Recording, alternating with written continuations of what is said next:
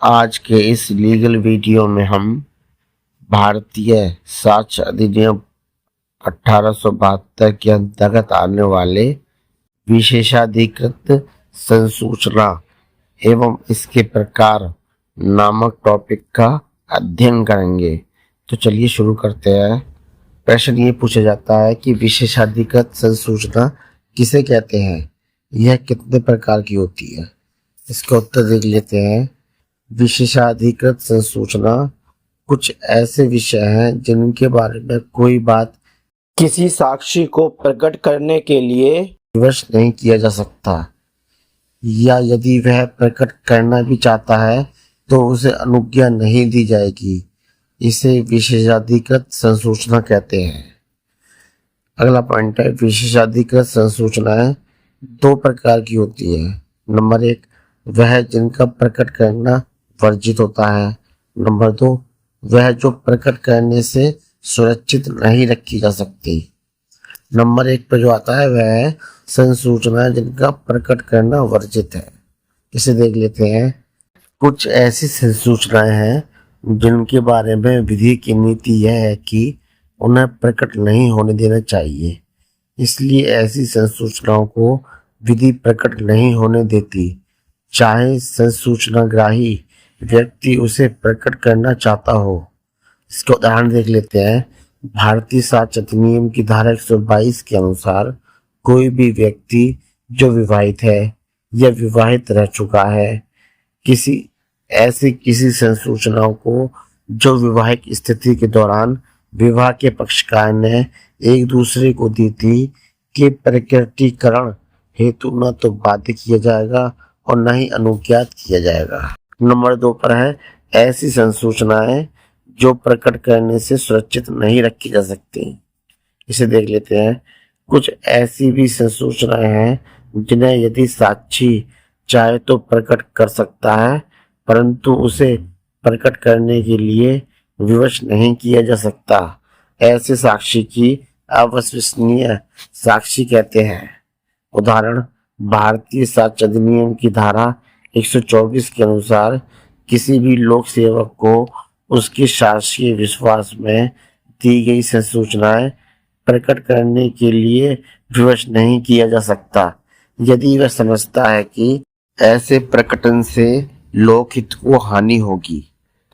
धारा 125 यह भी उपबंध करती है कि मजिस्ट्रेट या पुलिस ऑफिसर को यह बताने के लिए विवश नहीं किया जा सकता कि उन्होंने किसी अपराध के बारे में जानकारी कहां से प्राप्त की थी।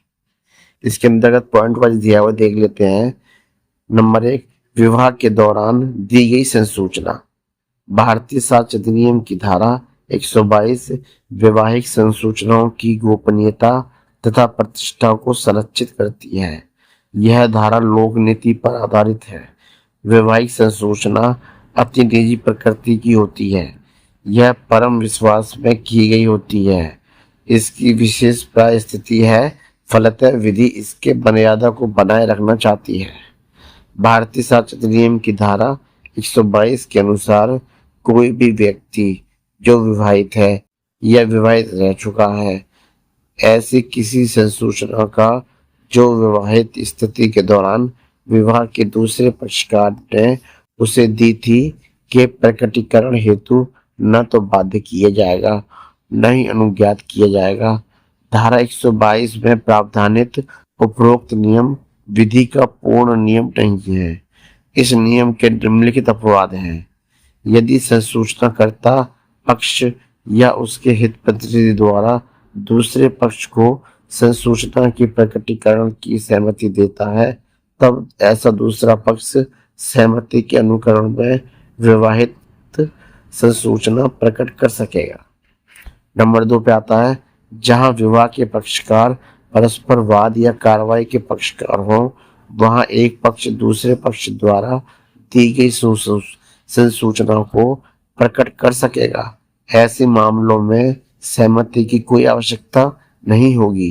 इसी प्रकार जहां विवाह के एक पक्ष को विवाह के दूसरे पक्ष के किसी अपराध के लिए अभियोजित किया जा रहा हो, वहां भी धारा 122 द्वारा आरोपित प्रतिबंध प्रभावी नहीं होगा।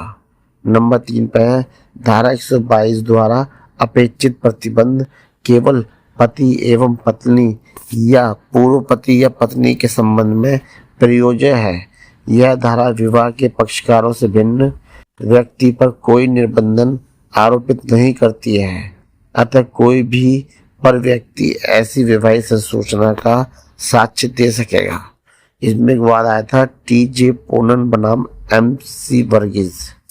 इस मामले में उच्चतम न्यायालय ने स्पष्ट किया कि धारा 122 का संबंध केवल उन व्यक्तियों से है जो विवाह के पक्षकार हैं या विवाह के पक्षकार रह चुके हैं।